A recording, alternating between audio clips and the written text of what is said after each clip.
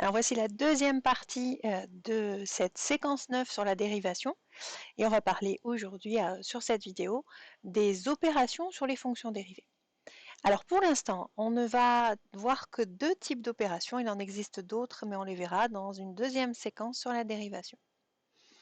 Donc opération sur les fonctions dérivées, précédemment ce qu'on a vu c'est qu'on est capable de trouver la dérivée de n'importe quelle fonction usuelle, ce qu'on appelle les fonctions de référence. L'idée maintenant, ça va être d'élargir un petit peu nos possibilités de calcul de fonctions dérivées en parlant de la somme de deux fonctions et du produit d'une fonction par une constante, par un nombre réel. Donc si je prends deux fonctions u et v, définies dérivables toujours sur un intervalle i de r, et k un nombre réel quelconque. Donc lorsque je cherche la somme de deux fonctions qu'on appelle u plus v, eh bien la fonction dérivée, c'est pas compliqué, c'est la somme des dérivés. Je fais u' plus v'. Et lorsque je travaille avec le produit d'une fonction par une constante, que je note k fois u, eh bien la dérivée, c'est je garde la constante k et je vais seulement dériver la fonction u'. La dérivée de k fois u, c'est ku'.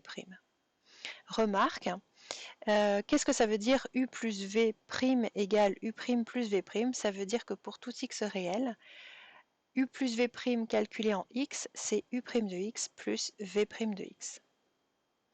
Et puis de la dérivée d'une somme de fonctions et du produit d'une fonction par une constante, on en déduit que toute fonction polynôme, quel que soit son degré, pas seulement les fonctions polynômes de degré 2, est dérivable sur son ensemble de définitions qui est généralement, qui est R en général.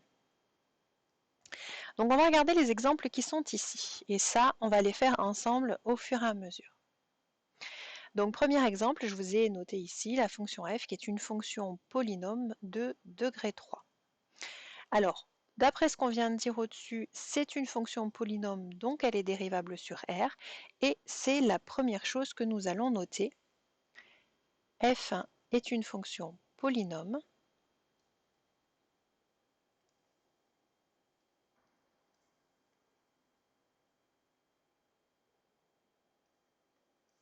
donc elle est dérivable sur R.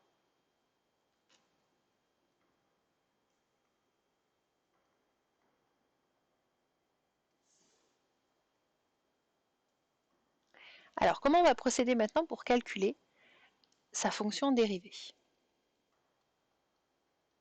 Eh bien, je vais déjà repérer que ma fonction polynôme est séparée en plusieurs monômes. J'en ai un ici, un ici, un ici et un ici.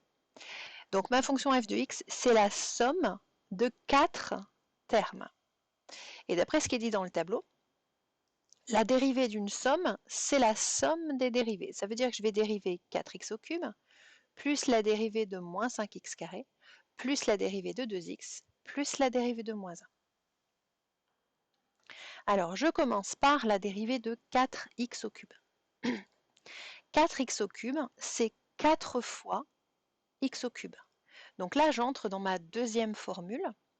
J'ai une constante qui est 4 multipliée par une fonction qui est une fonction de référence qui est x au cube.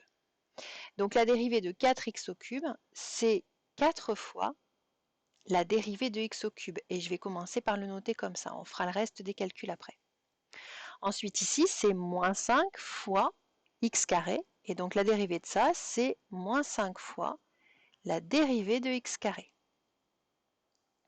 Plus 2x moins 1 et finalement, contrairement à ce que j'ai dit tout à l'heure, puisqu'on l'a fait directement dans le tableau, 2x moins 1, c'est une fonction affine, et la dérivée d'une fonction affine, c'est juste le coefficient de x, donc ça va être plus 2.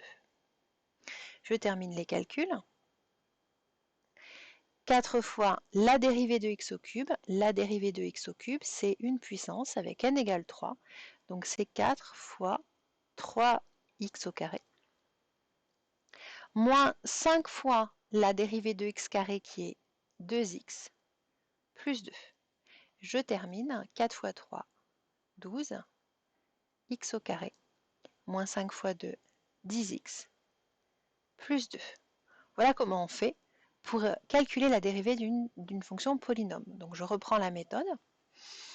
Je sépare bien mon polynôme en somme de facteurs et je vais dériver chaque facteur et ajouter les 3 dérivés ici.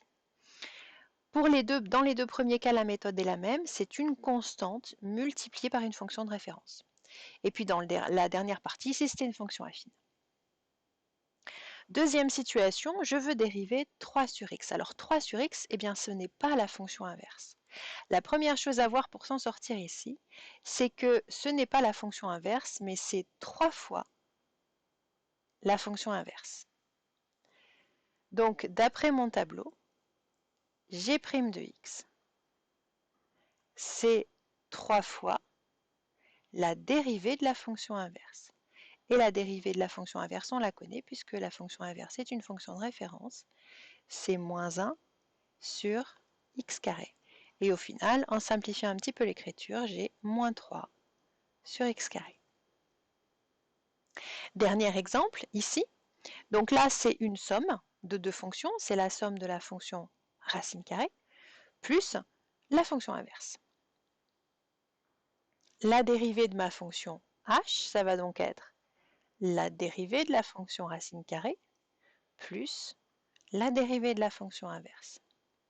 Et là, encore une fois, je me réfère à mon tableau des dérivées des fonctions usuelles qu'il va falloir assez rapidement connaître par cœur, hein, parce vous avez vu, on en a besoin tout le temps.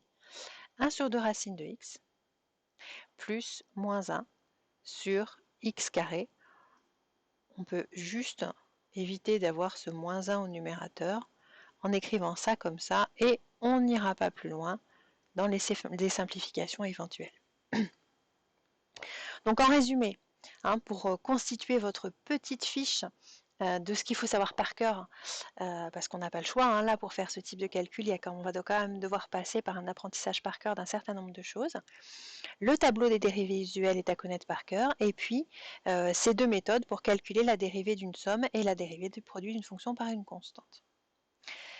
Pour terminer cette activité-là, cette partie-là de cours, je vous propose d'aller chercher 3 exercices, donc le 1 et 3, page 158, mais uniquement les questions de 1 à 6, et le 12, sauf le dernier calcul qui est page 160.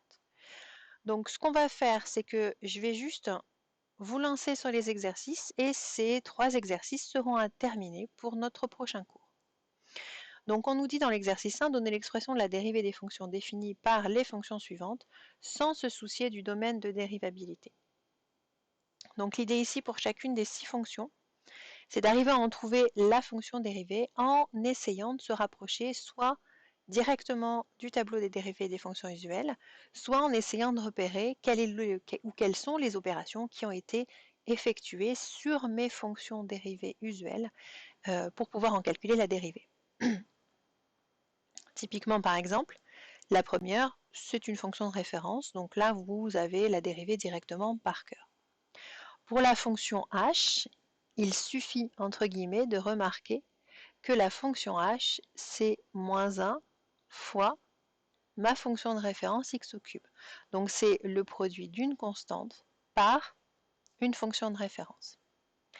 La fonction j, c'est la même chose, c'est 2 fois la fonction inverse. Vous faites la même chose pour g, pour i, ça va être le même principe. Et pour la fonction k, là, on ne peut rien faire directement. J'ai ici une fonction affine qui est au carré. L'étape intermédiaire qu'il va falloir mettre en place, c'est développer cette expression-là avec une identité remarquable. Simplifiez un petit peu cette écriture-là, et normalement, vous avez ici une fonction polynôme du second degré que vous saurez dériver en utilisant la méthode du cours. Dans l'exercice 3, il s'agit du même travail. La première fonction est une fonction polynôme. La fonction g, c'est la fonction inverse qui est ici, plus une fonction affine. Oula.